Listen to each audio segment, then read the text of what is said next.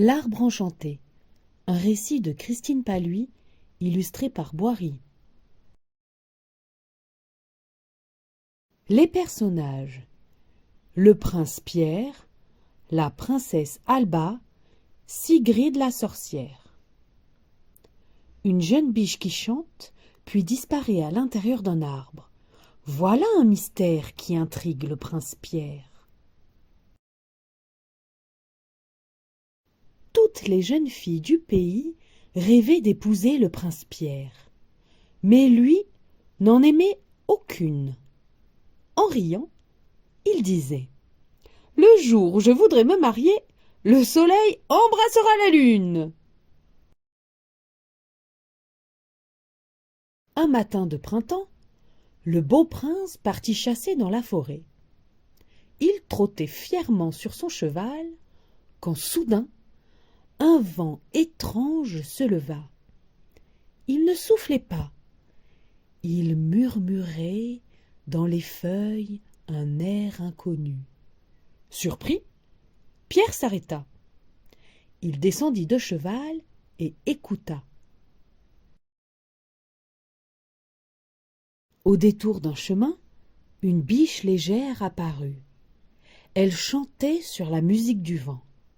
Son pelage brillait d'un blanc éclatant. Caché derrière un buisson, le prince sentit son cœur tourbillonner. Il murmura: « D'où viens-tu, blanche biche, et que dis-tu au vent ?» La biche s'approcha.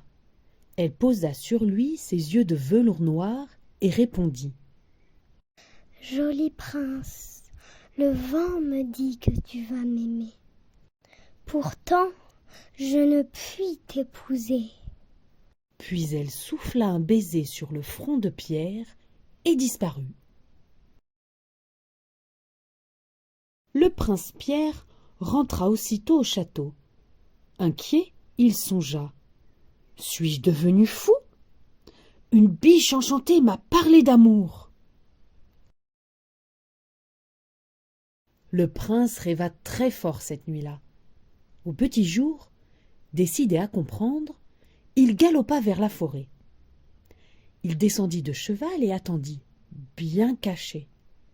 Bientôt, la biche arriva. Elle s'arrêta devant un arbre et chuchota: « Chêne, grand chêne, ouvre-toi. » L'arbre s'ouvrit et, d'un bond, la belle disparut dans le tronc. Stupéfait, Pierre courut vers le chêne et répéta: « Chêne, grand chêne, ouvre-toi. » Alors, l'arbre s'ouvrit et un escalier couvert de mousse apparut. Le cœur battant, le prince descendit. Assise près d'un étang, une jeune fille se coiffait. Sa robe brillait d'un blanc éclatant. Elle se retourna. Une grande douceur flottait dans ses yeux noirs.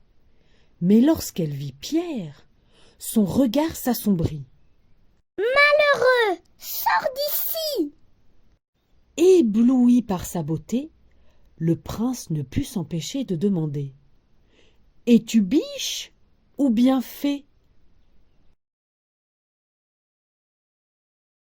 La jeune fille se leva. « Je suis Alba, princesse du royaume voisin. Il y a plusieurs semaines, je venais à ta rencontre quand j'ai découvert le secret de ce chêne. Aussitôt, Sigrid la sorcière m'a faite prisonnière.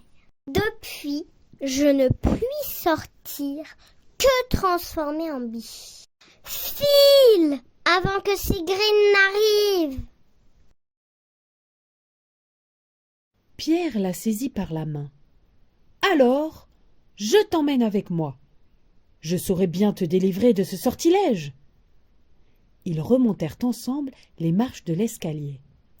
Mais dès qu'elle fut dehors, Alba redevint biche.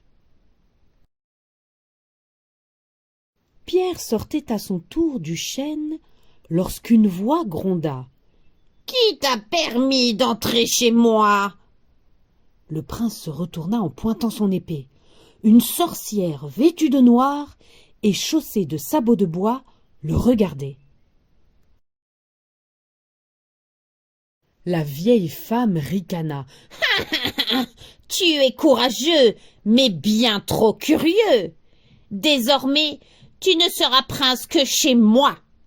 Ailleurs, personne ne te reconnaîtra. » Elle tapa du pied et aussitôt Pierre devint superbe cerf au bois d'or. Durant des heures, Pierre le cerf et Alba la biche tournèrent en rond dans la forêt. Le soir venu, Pierre ne savait que faire. Alors, sans un mot, Alba le guida jusqu'au grand chêne. Pierre et Alba récitèrent la formule magique.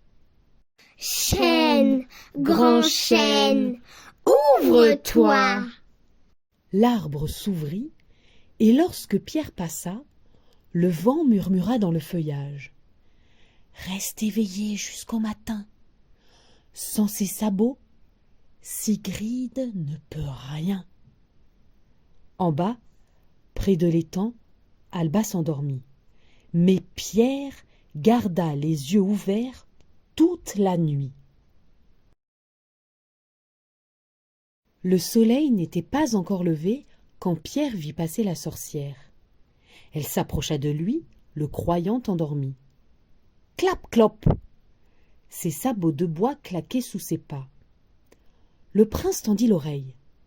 Une drôle de voix lui parlait. « Nous sommes faits du bois magique que Sigrid a volé au chêne. Quand elle nous porte à ses pieds, elle fait obéir la forêt. » Sans hésiter, le prince saisit les chevilles de Sigrid.